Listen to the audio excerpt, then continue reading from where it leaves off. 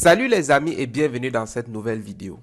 Si tu travailles dans la régulation, la ventilation, le chauffage ou même sur un chantier, alors tu tombes tout le temps sur des abréviations telles que HVAC, CTA, GTB, TGBT et bien d'autres que je ne vais pas lister ici.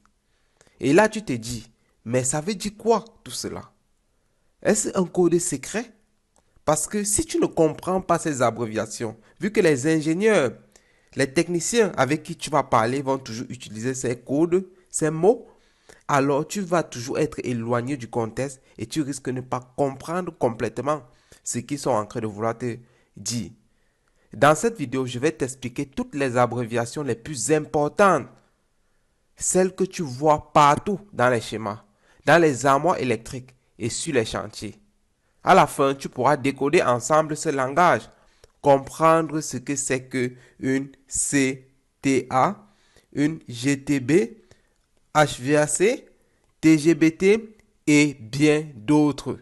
Et ainsi, tu pourras parler avec des techniciens sans toutefois être éloigné du contexte et comprendre ce qu'il veut effectivement dire.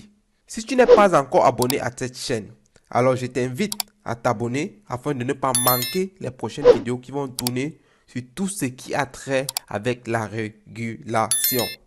Sans toutefois tarder, let's go!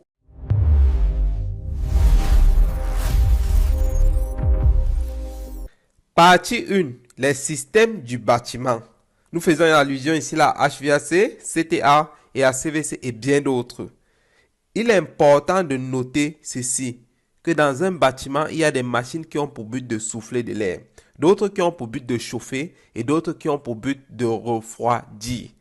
Donc, il est important de comprendre ici là que dans un bâtiment, ça peut être un immeuble, ça peut être un hôpital, ça peut être un bureau. Il y a des machines qui sont souvent cachées, qu'on ne voit presque jamais, parce qu'ils ne sont pas accessibles à tout le monde vivant dans, ou à tout le monde travaillant dans cet immeuble, dans ce bâtiment. Mais ces dernières, c'est-à-dire ces machines-là, travaillent tout le temps pour nous. Certaines sont là pour chauffer, certaines sont là pour refroidir et certaines sont là pour souffler de l'air frais dans les pièces. Donc ici, là, nous allons parler de trois grandes familles. La première grande famille, il s'agit ici là de la CTA.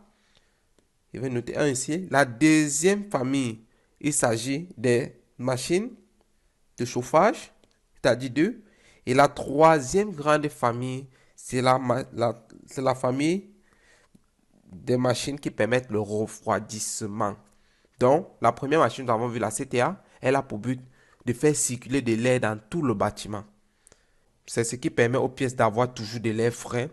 Le deuxième, nous avons vu qu'il s'agit du chauffage. Nous avons vu qu'il s'agit du chauffage. Celle-ci va faire monter la température dans une pièce.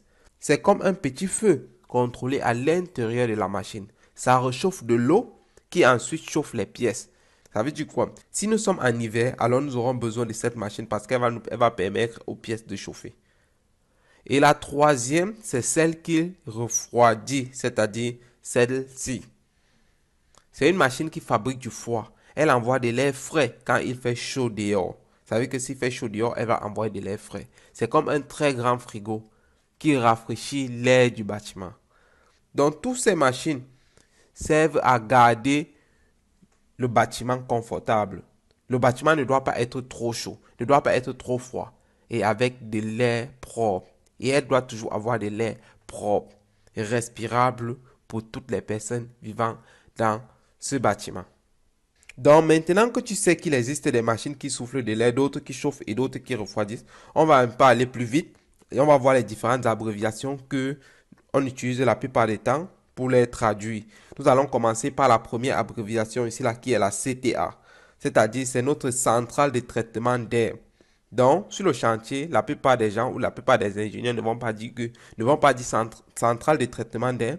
Ils vont plutôt dire, est-ce que tu as une CTA? Et c'est à toi de savoir ce que signifie une CTA, qui n'est rien d'autre qu'une centrale de traitement d'air. C'est la machine qui respire pour le bâtiment.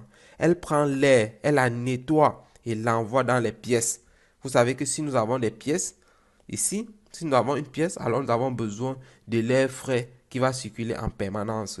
Et pour cela, la CTA, son rôle, c'est de prendre l'air qui vient de l'extérieur, de la filtrer, de la nettoyer, d'empêcher les bactéries, d'empêcher même les pollens, d'empêcher que l'air soit pollué. Donc, elle doit tout envoyer de l'air frais pour que cet air puisse arriver dans cette pièce et que ce soit respirable par les gens, sans toutefois mettre leur santé en danger.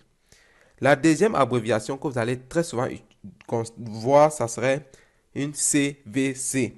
C qui veut dire, le premier C qui veut dire chauffage, le deuxième qui veut dire ventilation, le troisième qui veut dire climatisation. C'est tout ce qui donne du confort aux pièces. Donc nous savons que nous voulons une pièce, nous avons vu plus haut, nous avons des machines qui permettent, qui chauffent, nous avons d'autres qui ventilent et nous avons d'autres qui ont pour tâche de faire juste de la climatisation. Ce qui va permettre que la pièce ne sera jamais ni trop chaude, ni trop froide et qui aura toujours de l'air propre en permanence. Le troisième, il s'agit HVAC. En anglais, qui veut dire Heating, Ventilation, Air Conditioning. Donc, c'est la version anglaise de CVC. Donc, en même temps, ça veut toujours dire CVC. Donc, le mot en français, c'est CVC. Mais parfois, ça arrive que une entreprise parle plutôt de HVAC, même si c'est une entreprise francophone. Ça peut aussi arriver qu'on parle de CVC. Vous devez savoir que les deux sont pareils. Donc, ça veut dire juste chauffage, ventilation et climatisation. Nous avons aussi maintenant le PAC, qui veut dire qui est juste une pompe à chaleur. C'est une machine magique. Elle peut chauffer et refroidir un bâtiment. Donc, la pompe à chaleur, elle peut chauffer, elle peut aussi refroidir un bâtiment. Nous avons aussi VMC, qui signifie juste ventilation mécanique contrôlée. C'est la ventilation dans les maisons et les appartements, les bureaux, donc VMC. Le dernier, ici, là, nous allons parler de AHU. C'est comme dit CTA, mais en anglais. Donc ici, là, c'est le mot technique en anglais, qui n'est rien d'autre que la CTA. Et nous avons vu ici là que HVAC est l'équivalent de CVC, qui veut dire chauffage, ventilation, climatisation. Et l'autre c'est AHU, qui n'est rien d'autre que CTA. Donc, ça peut arriver que dans un chantier, parfois d'autres utilisent le mot HAU, d'autres utilisent CTA, d'autres utilisent CVC, qui n'est rien d'autre que l'équivalent de HVAC. Donc, c'est un peu ça que vous devez comprendre dans cette partie 1, les différentes abréviations qui sont importantes. Vous devez noter que dans un bâtiment ou sur un projet, lorsque vous travaillez sur un projet, personne ne va jamais dire la machine qui souffle l'air ou la machine qui chauffe l'eau. Les gens vont parler plutôt de CTA. Et en parlant de CTA, ils sont en train de parler de la machine qui souffle l'air. Donc, pour gagner du temps, la plupart vont utiliser les abréviations. Ce sont des petits mots courts qui veulent dire des choses très simples. Et je viens de vous détailler ces choses simples dans un tableau que j'ai mis pour vous. Et qu'il est important pour toute personne qui fait de la régulation ou qui fait du chauffage, qui fait de la ventilation, de comprendre ces différentes abréviations. Tu vois, les abréviations, ça fait un peu peur au début, mais en vrai, c'est super simple. Et maintenant qu'on a compris les machines du bâtiment, c'est-à-dire ces différentes machines, nous allons passer à une partie très importante, c'est-à-dire l'armoire électrique, c'est-à-dire la partie 2, l'armoire électrique. Quand vous ouvrez cette armoire électrique, vous allez trouver à l'intérieur plein d'interrupteurs, plein de protections. Vous allez voir aussi beaucoup de câbles et aussi plein d'abréviations. Mais pas d'inquiétude. On va les décoder ensemble. Tu vas voir quelque chose que chaque abréviation a un rôle très logique. Dans les abréviations les plus utilisées, nous allons commencer par la première, AE, qui veut juste dire armoire électrique. Une armoire électrique, c'est tout ceci. C'est tout ceci. C'est tout ce système qui est appelé armoire électrique, qui a un tableau de bord, qui a des différentes commandes, des différents boutons que tu vois ici à l'extérieur. Mais quand on ouvre ça, il y a tellement de choses à l'intérieur, tellement d'abréviations. Donc c'est ça notre armoire électrique. Ça contient tout le matériel de commande HVAC. Ça veut dire que ce soit le matériel pour le chauffage, la ventilation, la climatisation, ça contient tout ce matériel. La deuxième abréviation qu'on va très souvent utiliser ici, là, ça sera la TGBT, c'est-à-dire tableau général basse tension. C'est comme la prise principale du bâtiment. Le troisième, on a DJ qui veut dire un disjoncteur. Son rôle est de protéger contre les surintensités. Le quatrième, nous avons FE qui veut dire qui représente un fusible. Ça protège, protection simple contre les surcharges. La CT qui est un contacteur ou un contact. Donc, ça permet juste d'allumer ou d'éteindre un moteur. Ça peut être une pompe, ça peut être un ventilateur, ainsi de suite. On a REL qui est mis pour relais, qui dit on ou off. Donc, vous comprenez. TRE, transformateur. ALIM, qui veut dire alimentation. Elle donne du courant 24 volts pour faire fonctionner la régulation tout simplement. Donc, BOR, le bornier, c'est un petit parking pour brancher les fils. On a VAR, variateur de vitesse. Il fait tourner une pompe ou un ventilateur plus ou moins vite. MCC, Motor Control Center. Donc, ensemble de départ moteur.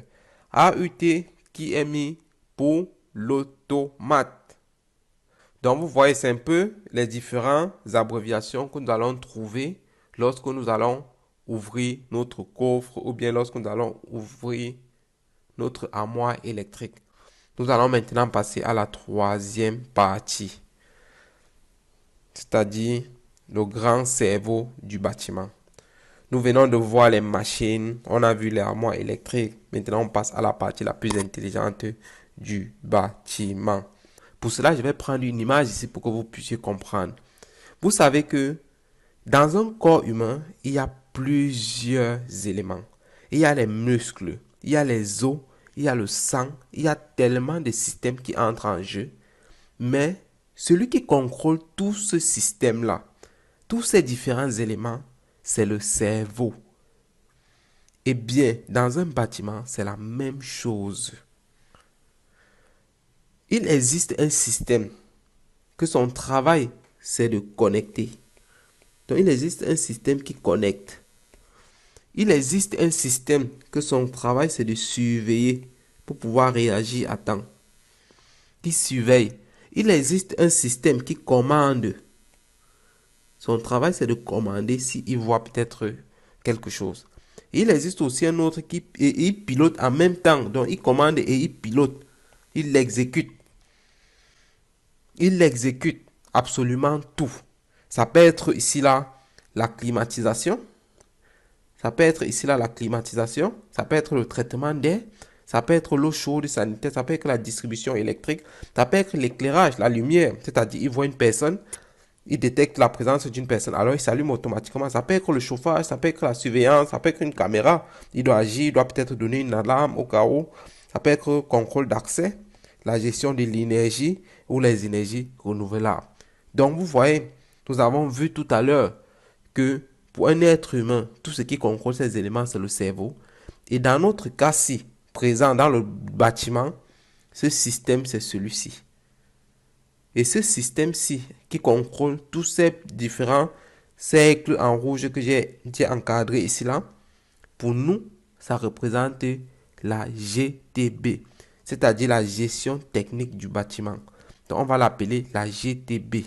Ici, là, vous pouvez aussi noter que grâce à cette GTB-ci, qui veut dire la gestion technique du bâtiment, nous pouvons savoir combien d'énergie nous avons utilisé chez nous à la maison. Parce que nous avons la GTB. Nous pouvons commander une installation à distance. Nous pouvons détecter une panne avant qu'elle n'arrive. Nous pouvons sécuriser le bâtiment et même automatiser tout le fonctionnement. C'est vraiment ce qui rend le bâtiment intelligent. Donc, c'est vraiment ce composant-ci qui est la GTB qui rend vraiment intéressant. Donc, nous allons maintenant voir les différentes abréviations qu'on utilise pour la GTB. Les abréviations, nous avons la GTB. Que signifie la GTB? Ça veut dire juste gestion technique du bâtiment. Son rôle, il voit tout, il sait tout, il contrôle tout. Ça peut être le chauffage, la ventilation, ça peut être l'énergie, Les alarmes même, ils contrôlent tout. Donc, c'est le cerveau global. C'est le cerveau global du bâtiment. Donc, quand vous allez tout entendre GTB, il faut savoir que c'est la gestion technique du bâtiment.